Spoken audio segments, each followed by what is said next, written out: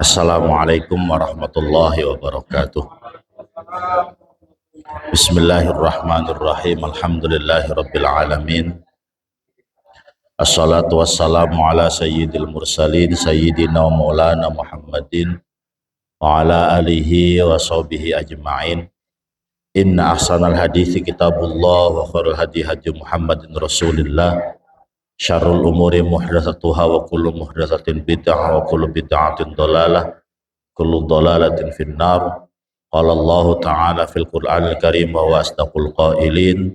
A'udzu billahi minasyaitonir rajim. Bismillahirrahmanirrahim. Inna anzalnahu fi lailatul qadar wa ma adraka ma lailatul qadar.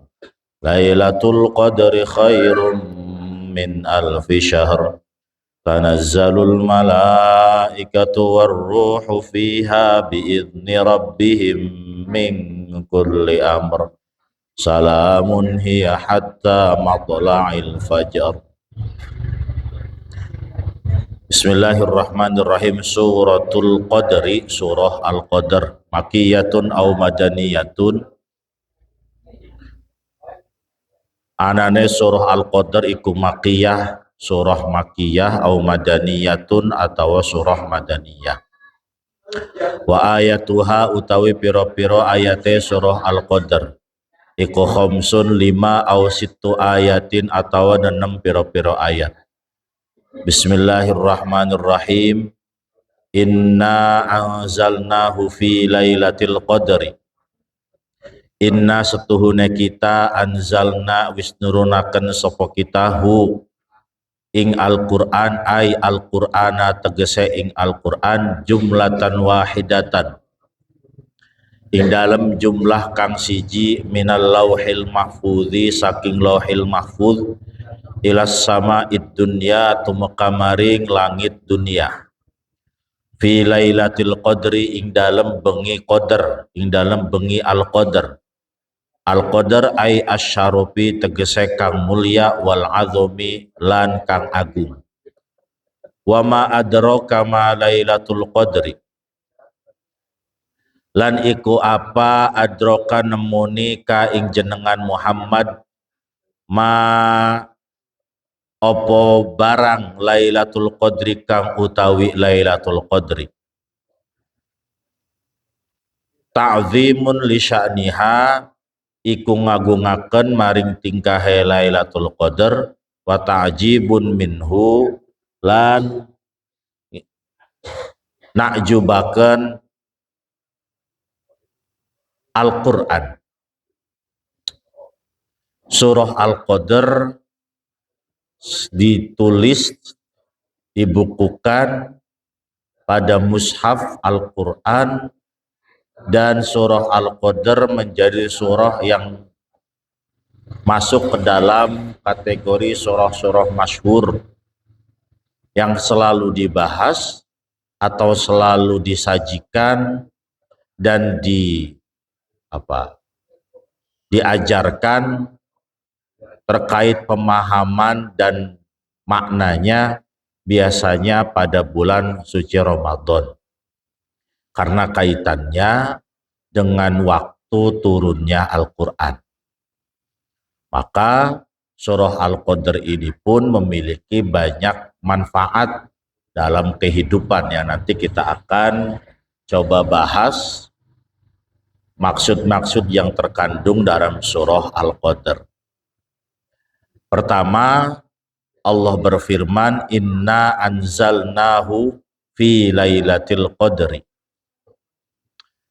Sesungguhnya kami, saya sering katakan saat Allah berfirman tidak menggunakan mutakalim wahdah, bukan menggunakan saya, tapi menggunakannya kami, yaitu mutakalim ma'al ghair dalam ilmu tasrifannya. Domirnya domir nahnu yang berarti kami, maka akan ada makna bahwa dalam hal tersebut Allah di apa namanya, melibatkan makhluk-makhluk lain. Kalau dalam kaitannya dengan surah Al-Qadr, maka Allah melibatkan makhluk lain dalam proses turunnya Al-Quran. Maka Allah menggunakan redaksi kami atau mutakalim ma'al ghair atau domir yang bermakna nahnu, kami. Ini menjadi catatan bagi kita bahwa saat Allah saja melakukan segala sesuatu hal yang ia kehendaki, kemudian melibatkan makhluk lain, maka Allah akan menyebutkan dengan sebutan kami. Jadi kita pun sama. Kalau kita melakukan sesuatu yang kemudian ternyata itu hasil dari kerjasama beberapa orang, bukan sendirian doang, maka ngomongnya, nih kalau bukan gara-gara gua, nggak bisa. Pakai kami. Ini adalah hasil kerja keras kita bersama, kerja keras kami semuanya. Karena Allah sudah mencontohkan di beberapa ayat Al-Quran, jika melibatkan makhluk lain, maka Allah akan menyebutkan dirinya dengan sebutan kami. Selain makna bahwa ketika Allah menyebutkan kami itu berarti juga makna li ta'zim, bahwa Allah itu memang luar biasa agung. Lantas Allah katakan anzalnahu, kami menurunkan. Kata anzalna ini bermakna turun dari tempat yang lebih tinggi ke tempat yang lebih rendah. Lantas kata anzalna juga bermakna turun pada permulaan atau turun secara langsung. Oleh karenanya, sebagian ulama berpendapat bahwa pada malam Lailatul Qadri itu turun Al-Qur'annya segeblogan langsung. Blek. Dengan jumlah seluruh ayatnya, dengan seluruh hurufnya, seluruh suratnya turun sekaligus. Karena Allah menggunakan kata anzalna. Ada lagi yang berpendapat bahwa ketika menggunakan kata anzalna, berarti itu adalah permulaan. Pertama kali Al-Quran yang diturunkan ya pada malam Lailatul Qadar. Bukan semuanya, tapi hanya permulaan. Ini pendapat yang berikutnya, pendapat yang kedua. Kalau pendapat yang pertama, bahwa ketika menggunakan kata anzalna, berarti Allah menurunkan Al-Qurannya langsung, tidak dicicil. Maka kata Imam Jalaluddin, jumlatan wahidatan, satu kesatuan gabrug langsung turun dari lauh mahfuz ke langit dunia, belum ke Nabi Muhammad Shallallahu Alaihi Wasallam, belum, baru dari langit dunia, baru dari lauhil mahfuz ke langit dunia. Nah, lantas kok bisa-bisanya hu di sini dimaknai Al-Quran? Sesungguhnya kami telah menurunkannya. Tuh. Kok bisa-bisanya katanya ini kembalinya ke Al-Quran? Iya, dari mana rumusnya? Orang sebelumnya nggak ada bicara tentang Al-Quran. Tahu-tahu inna anzalnahu, ini domirnya kemana? Karena domir itu dalam susunan ilmu nahwu, aturannya harus kembali kepada yang terdekat. Kalau tidak ada yang terdekat, maka akan dipertanyakan, ini domir, ini kata ganti harus kembali ke arah mana. Maka ulama kemudian menyimpulkan hu ini kembali ke Al-Quran karena ada surat Al-Alaq yang bertetangga dengan surah Al-Qadr. Al-Alaq dan Al-Qadr itu dempet suratnya dalam mushaf. Ketika Al-Alaq sedang berbicara Iqra bismi rabbikal ladzi khalaq terkait Al-Quran, maka otomatis hu pada surat Al-Qadr itu kembali ke makna Al-Quran. Inna anzalnahu, sesungguhnya kami telah menurunkannya. Nyahnya berarti kembali ke Al-Quran. Satu. Kenapa enggak disebutkan aja Al-Qur'annya inna anzalnal Qur'ana fi lailatul qadar? Kenapa enggak begitu? Ya. Kenapa pakai hu? Dalam tradisi ketatabahasaan, ketika objek itu diganti menggunakan kata ganti, maka ini menandakan objek tersebut sudah sangat masyhur, sudah sangat terkenal, sudah pasti maklum, orang pasti tahu semuanya. Siapa orangnya? Oh dia, oh dia, tuh berarti udah terkenal belum, Cik? Udah. Kalau udah dikatakan menggunakan kata ganti, maka berarti itu sudah terkenal. Maka saking terkenalnya Al-Quran, tidak perlu lagi disebutkan objeknya. Cukup menggunakan kata gantinya. Yang kedua itu. Yang ketiga, menggunakan kata ganti hu atau kata gantinya dalam anzalnahu ini berarti menunjukkan ta'ziman lil Quran, mengagungkan terhadap Al-Quran. Karena kalau sesuatu yang sudah agung biasanya tidak disebutkan, tapi hanya disebutkan inisialnya saja. Beliau sudah hadir, tuh udah gak usah disebut, berarti ini orang yang luar biasa. Nah, ini kita bisa jadikan alasan kenapa Al-Quran itu pada surah Al-Qadr tidak disebutkan dengan wujud lafaz Al-Quran, tapi hanya menggunakan kata hu atau menggunakan kata nya. Begitupun Allah. Allah pun terkadang di Al-Quran itu hanya menggunakan kata huwa, ada kadang-kadang menggunakan kata hu saja. Ya, seperti itu. Jadi untuk inna anzalna, kalau dalam kitab ini Imam Jalaluddin menjelaskan Al-Quran diturunkan menurut versi surah Al-Qadr secara langsung gabruk se-Al-Quran dengan jumlah ribuan ayatnya, jumlah ribuan hurufnya, turun langsung, tidak dipretel-pretel, tapi tidak langsung ke Nabi Muhammad Shallallahu Alaihi Wasallam, melainkan dari Lauhil Mahfud ke Sama'id Dunya. Fi lailatul qadri, inna anzalnahu fi lailatul qadri, di dalam malam Al-Qadr. Kata Al-Qadr ini bisa berarti ketentuan, kudroh, irodah. Pada malam yang ditentukan, sudah ditentukan bagaimana tata cara manusia hidup pada malam itu. Sudah ditentukan pula bagaimana agama Islam ini harus berkembang. Bagaimana hukum-hukum Allah ini harus dijalankan. Itu makna Al-Qadr ditentukan. Ada lagi, makna Al-Qadr itu adalah sempit. Diturunkan Al-Quran pada malam Al-Qadr, malam yang sempit. Kenapa dikatakan malam yang sempit? Saking banyaknya malaikat yang turun ke bumi, itu seolah-olah malam itu bumi terasa sesak, bejubel dengan penuhnya para malaikat. Itu kalau Al-Qadarnya maknanya malam yang sempit. Maka yang masyhur di kita, Lailatul Qadri itu adalah malam yang penuh dengan keagungan dan kemuliaan. Asyaraf wal azam. Wal azam itu artinya malam yang mulia dan malam yang agung. Nah, itu yang beredar pada terjemahan-terjemahan Al-Quran versi bahasa Indonesia. Kenapa malam yang agung?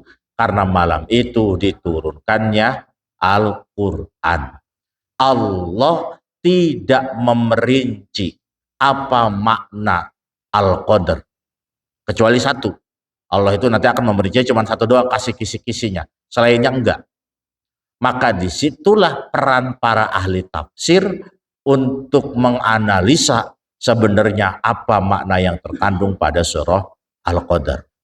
Akhirnya muncul malam kemuliaan. Itu hasil ijtihad para ahli tafsir.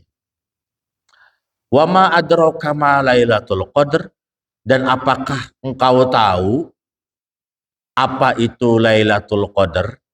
Nah, jadi bahasa Arab tuh begini kadang-kadang. Kalau menunjukkan keagungan tuh menggunakan pertanyaan al-qari'ah mal qari'ah wa ma adra kamal qari'ah.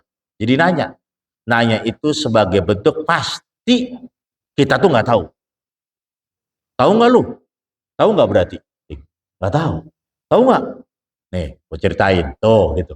Jadi ketika ada kata-kata udah tahu belum? Berarti orang itu kemungkinan besar belum tahu. Tapi ketika Allah mengatakan wa ma adraka ma lailatul qadar, bukan kemungkinan besar, pasti orang itu belum tahu apa itu Lailatul Qadar. Saking besarnya, saking agungnya, saking takjubnya. Nah, jadi kalau di Al-Qur'an ada pertanyaan-pertanyaan kayak gitu tuh, itu pertanyaan untuk merendahkan pengetahuan manusia yang sangat terbatas jika dibandingkan dengan kekuasaan Allah terhadap ilmu pengetahuan. Mudah agak bakal ada apa-apanya. Maka Allah kasih kisi-kisinya. Lailatul Qadri khairum min alfi syahr. Malam Lailatul Qadar itu khairun, lebih bagus, min alfi syahrin, dari 1000 bulan. Laisa fiha kang orang nenak fiha ing dalam lailah apa Lailatul Qadri, malam Lailatul Qadar. Malam Lailatul Qadar akan lebih bagus daripada malam yang tidak ada Lailatul Qadarnya berbanding 1000 bulan. Berbanding 1000 bulan. Ini kisi-kisi yang Allah kasih, indikator yang Allah kasih cuman segitu doang. Selainnya Allah nggak menentukan apakah malam itu terjadi malam Jumat, enggak. Apakah malam ini terjadi malam Sabtu, enggak. Allah hanya katakan Lailatul Qadri khairum min alfi syahr. Ini menjadi misteri di kalangan para pemikir muslim. Terjadi perdebatan bahwa malam Lailatul Qadar versi pertama itu muncul di bulan Ramadan. Versi pertama, malam Lailatul Qadar muncul di bulan Ramadan hanya pada waktu itu. Hanya pada waktu itu. Jadi nggak turun lagi. Versi pertama nih. Jadi kita bakal ketemu lagi nggak sama malam Lailatul Qadar? Enggak. Udah malam itu doang. Karena cuman malam itu yang diturunkan Al-Quran. Malam-malam sekarang turunin nggak Al-Quran? Nggak ada. Jadi versi pertama malam Lailatul Qadar udah nggak bakal ketemu kita mah. Orang cuman zaman itu doang. Mana dalilnya? Inna anzalnahu fi Lailatul Qadri, menurunkan Al-Quran pada malam Lailatul Qadar. Kalau Al-Qurannya diturunkan lagi di tahun-tahun depan, baru bakal muncul lagi malam Lailatul Qadar. Karena sudah tidak ada penurunan Al-Quran, maka malam Lailatul Qadar hanya ada pada waktu itu saja. Versi pertama. Waduh, berarti percuma kemarin kita bulan Ramadan nyari-nyari. Ntar ini baru versi pertama. Versi kedua. Malam Lailatul Qadar muncul di setiap bulan Ramadan. Muncul di setiap bulan Ramadan. Apa dalilnya? Karena Allah menggunakan tanazzalul malaikah dari kata tatanazzalu, fi'il mudhari, hal dan mustakbal, pada hari ini dan untuk kedepannya. Maka dalil yang kedua digunakan sebagai alasan untuk mengatakan bahwa malam Lailatul Qadar itu terjadi setiap bulan Ramadan, baik tahun saat Al-Quran diturunkan, walaupun sampai kemudian tahun-tahun berikutnya. Jadi kita kayaknya pakai yang itu aja ya, biar ketemu terus sama malam Lailatul Qadar. Ya kalau versi pertama udah stop, udah nggak ketemu lagi malam Lailatul Qadar. Versi yang ketiga, malam Lailatul Qadar itu terjadi kapanpun, dimanapun, siapapun, malam apapun, tidak terbatas pada bulan suci Ramadan. Tuh. Kenapa alasannya? Karena alasannya inna anzalnahu fi lailatul qadri, itu tidak disebutkan bulan apanya. Nggak ada bulan Ramadan yang nggak ada. Umum. Mau malam apa kek? Ono sahru Ramadan alladzi unzila fihil Quran. Iya betul. Ono mah bulan Ramadan ketika Al-Qur'annya turun ke Nabi Muhammad. Tapi dalam jumlatan wahidatan ini, segeblegan dari Lauh Mahfuz ke Sama'id Dunya, nggak ditentukan bulannya bulan apa. Maka malam Lailatul Qadar itu bisa terjadi bukan hanya di bulan Ramadan saja. Syawal, Muharram, bulan Safar nih sekarang, ntar bulan Mulud, bisa ketemu malam Lailatul Qadar. Ya, jadi kalau ada orang ngaku-ngaku, alhamdulillah semalam habis ketemu malam Lailatul Qadar, tapi bukan bulan suci Ramadan, bisa jadi benar. Bisa jadi benar ya. Benar bohongnya maksudnya. Yaitu versi yang ketiga. Kita mau pakai yang mana? Maka kita pakai yang jumhur ulama. Jumhur ulama mengatakan bahwa malam Lailatul Qadar itu terjadinya hanya pada bulan suci Ramadan. Selainnya nggak ada. Kalau yang mau pakai pendapat yang ketiga nggak apa-apa, cari terus malam Lailatul Qadarnya. Udah mau malam bulan apa kayak bulan apa itu ya. Ini enaknya kalau kita mengenal versi-versi pendapat ulama bukan satu tapi banyak. Ini enaknya begini nih. Jadi kita punya harapan lebih banyak, nggak mentok di bulan Ramadan doang. Ya.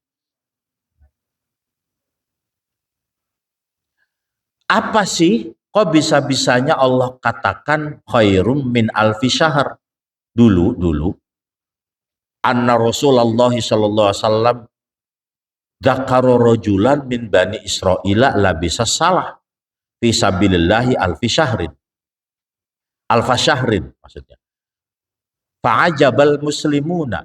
Dulu ada Rasulullah pernah cerita ada orang Bani Israel jihad fisabilillah selama 1000 bulan. Umat muslim takjub. Buset, itu 1000 bulan pahala semua. Kita gimana Rasulullah mau dapat 1000 bulannya gimana caranya? 1000 bulan itu kira-kira berapa tahun ya? 83-an.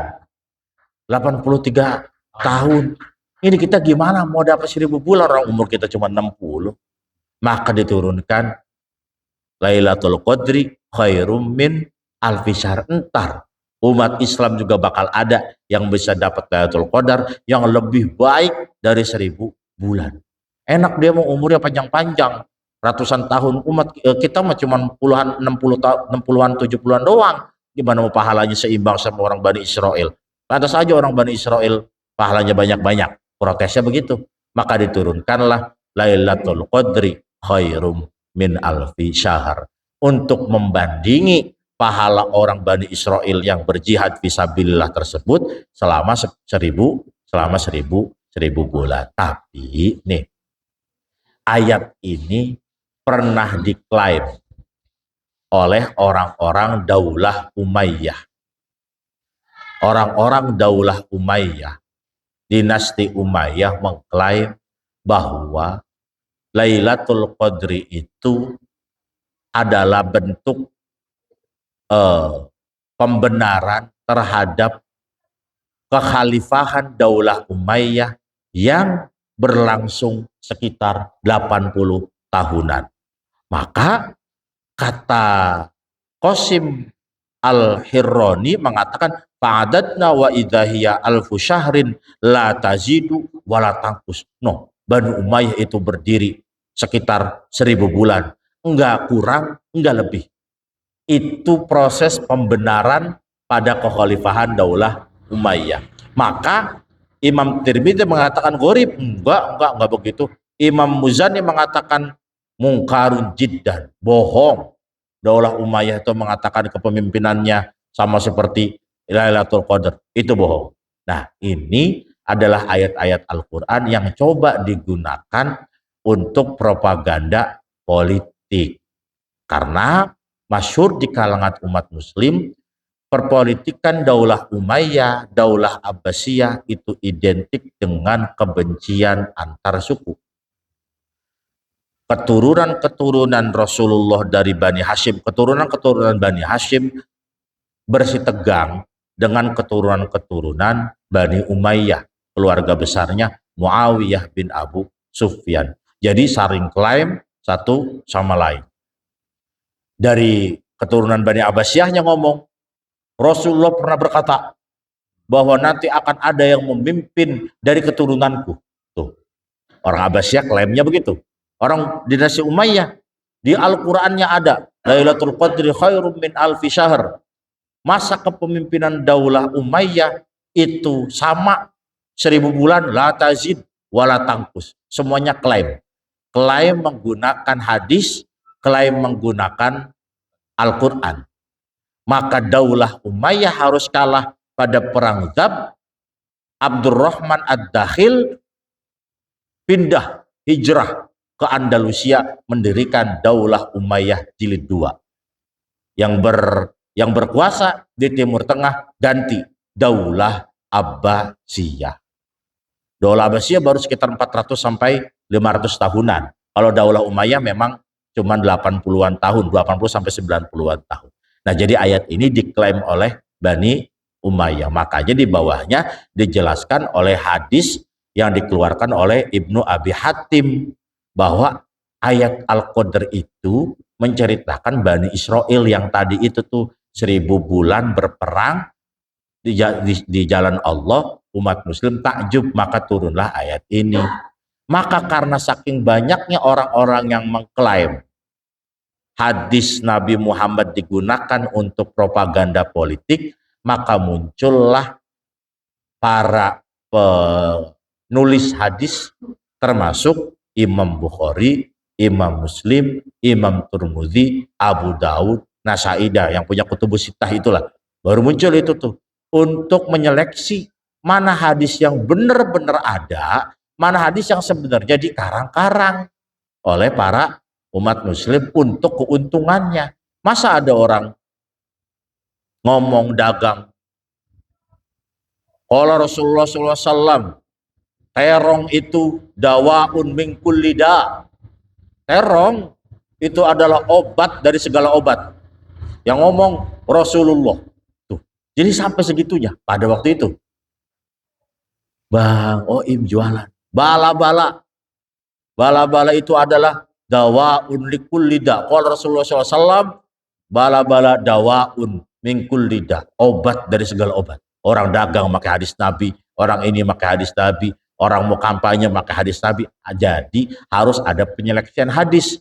Maka Imam Bukhari, Imam Muslim, Imam Turmudi dan lainnya menulis hadis yang sudah diseleksi menggunakan ilmu pengetahuan pada waktu itu. Nah, terkumpullah kitab Sahih Bukhari, Sahih Muslim. Itu untuk membatasi oknum-oknum yang tidak bertanggung jawab menggunakan nama Rasulullah untuk kepentingan pribadi. Berapa ini? Maka Allah katakan lanjutkan, Allah berfirman lanjutannya, tanazzalul malaikatu warruhu fiha biidzni rabbihim min kulli amr. Turun para malaikat-malaikat. Nih, kalau ada yang peka sama lafadz tanazzalu. Tanazzalu itu lafadznya aneh.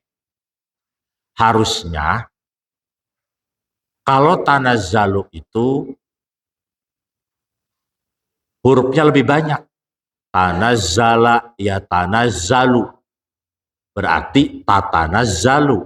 Kenapa pada surat Al-Qadr hanya tanazzalu? Harusnya tanazzula jadi masdar. Tapi kenapa ini menjadi fi'il mudhari? Kalau dalam kaidah bahasa Arabnya, lafadz tanazzalu itu asluhunya tatanazzalu. Berubah menjadi tanazzalu. Jadi tetap fi'il mudhari. Malaikat turun, warruhu dan ruh. Imam Jalaluddin mengartikan kata ruh pada kalimat tanazzalul malaikat warruh dengan makna Jibril.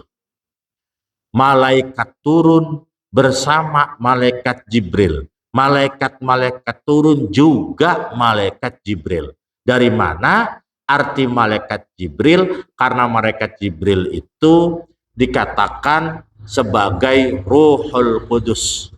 Makanya para ulama tafsir sebagian mengartikan kata ruh itu adalah Jibril. Versi pertama. Versi kedua, tanazzalul malaikatu warruhu, ruhnya itu berarti makhluk Allah yang tidak diketahui bagaimana wujud dan ceritanya. Ulir ruhu min amri Rabbi. Seperti lafaz yas'alunaka 'anir ruh, ulir ruhu min amri Rabbi. Apapun itu, yang jelas dua makhluk Allah ini berarti luar biasa. Fiha, pada malam Lailatul Qadar, biizni Rabbihim, dengan izin Tuhannya, min kulli amrin, dari beberapa perintah. Kenapa Allah katakan malaikat dan ruh turun pada malam Lailatul Qadar membawa Al-Quran yang berisinya perintah-perintah Allah? Kenapa harus dikawal? Supaya tidak campur aduk, tidak terkontaminasi dengan hal-hal buruk. Saking agungnya Al-Quran, saat penurunannya dikawal oleh malaikat warruh, oleh malaikat dan ruh. Tuh, ya. Jadi kalau ada orang-orang yang meragukan kebenaran Al-Quran, maka dia tidak mendengar cerita ini, bahwa Al-Quran diturunkan itu dikawal oleh malaikat dan ruh. Sekarang kertas suara saja pemilu, kertas pemilu suara itu kalau didistribusiin dari KPU pakai apa Bang Barat? Dikawal sama TNI, Polri, supaya tidak terkontaminasi. Akhirnya kita nyoblosnya sudah yakin bahwa ini kertas suara memang betul-betul sudah aman, tidak ada yang sudah dicoblos duluan. Mainnya di KPPS baru, ya. Kalau itu, karena kenapa? Karena sudah tidak dikawal lagi oleh TNI dan Polri, yang ngawal cuman apa? Ya apa? Hansip, jangan sekarang Hansip. Yang kawal Hansip, Hansipnya kadang ngopi dulu nyeplos, yang curang-curangnya ke dalam, ya. Maka bagaimana mungkin kita percaya untuk urusan dunia yang dikawal oleh TNI Polri, tapi tidak percaya dengan Al-Quran yang dikawalnya oleh malaikat dan ruh? Berarti betul Al-Quran itu terjaga kemurniannya, karena pada proses turunnya pengawalannya super ketat, lebih dari pas pampres, Maka ayat terakhir, salamun hiya hatta matla'il fajar. Keselamatan di dalam malam Lailatul Qadar tersebut hatta matla'il fajar, sampai munculnya fajar.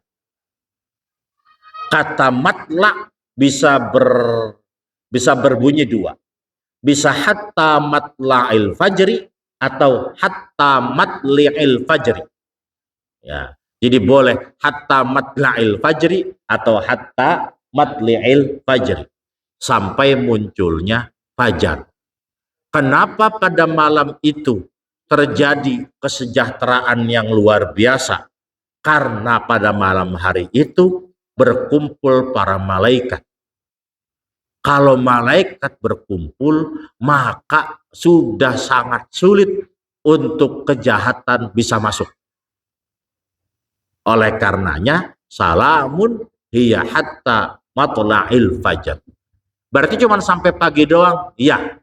Versi pertama, malam Lailatul Qadar itu keselamatannya, kesejahteraannya itu cuma sampai muncul fajar.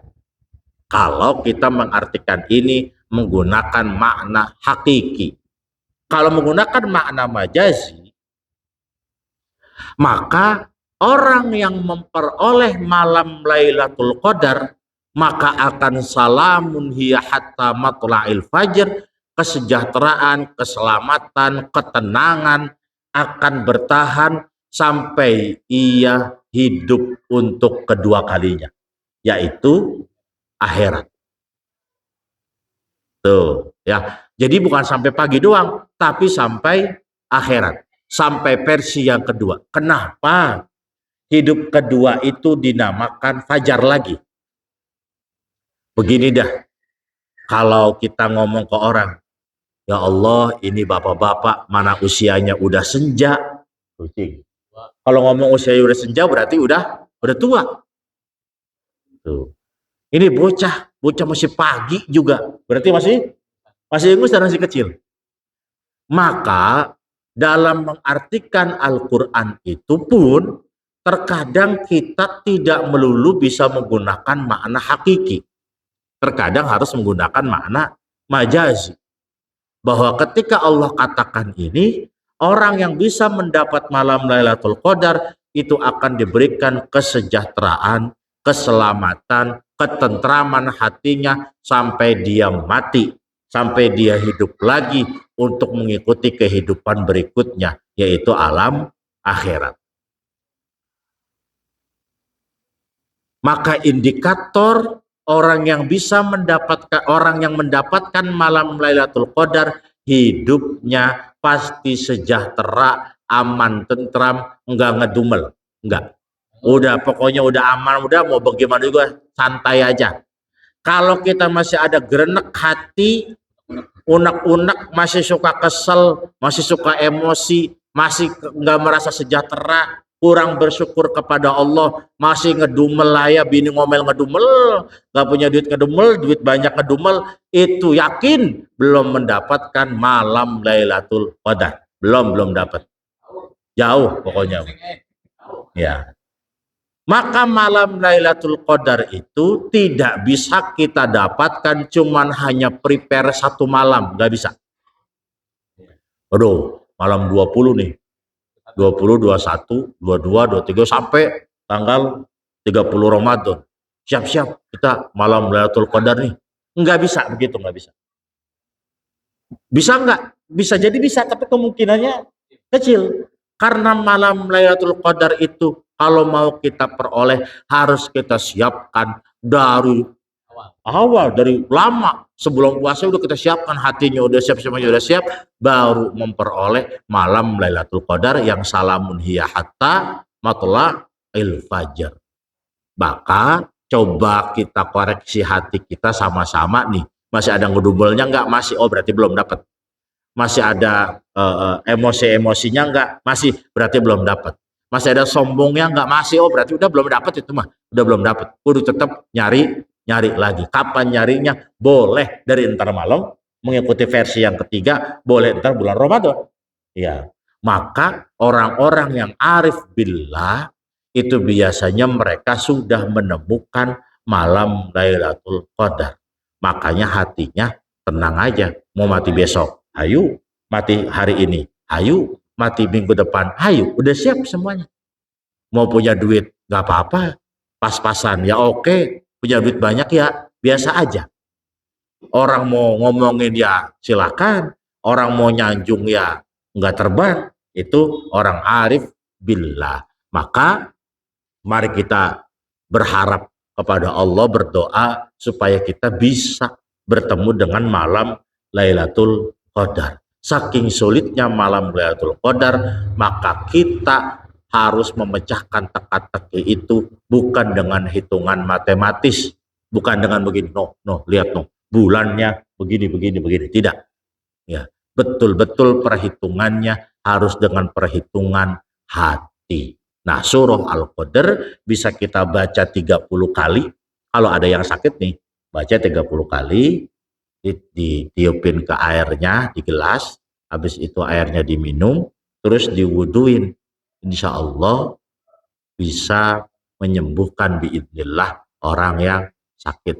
Ya, Bang Oim, mulai besok kalau ada yang sakit sini ke gua sini. Baca malam itu baca Al-Qadar 30 kali di gelas gitu. Ya.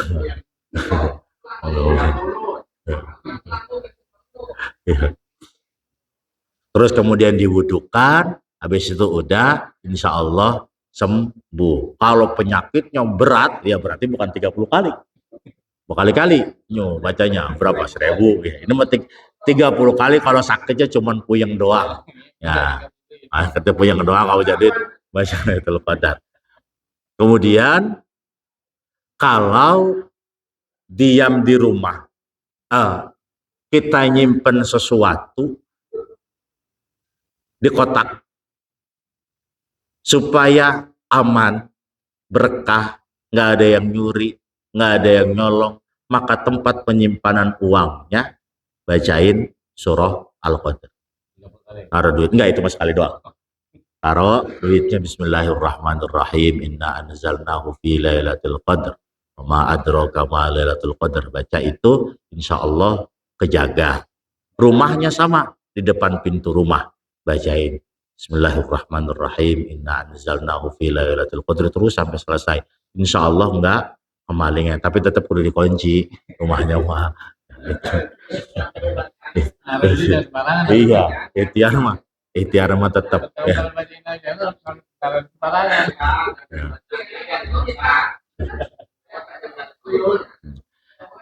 Jadi kalau nyimpen di kotak, kita punya penyimpanan uang di kotak atau di lemari, bacain Al-Qadr. Rumahnya bacain Al-Qadr, pintunya. Yang punya pagar rumahnya, pagarnya bacain Al-Qadr. Jadi bisa diamankan semuanya karena ada satu, yaitu tanazzalul malaikatu warruhu, kemudian sama salamun hiya hatta matla'il fajar. Cuman sampai pagi tapi Bang Oim. Siangnya bisa jadi kecolongan. Enggak, maksudnya enggak. Itu bisa berlangsung terus. Usahakan itu juga dipikirkan setiap masuk rumah, setiap kali minjem uang, setiap kali naruh uang juga disimpan, kemudian dibacakan Al-Qadr, insya Allah diberikan keamanan.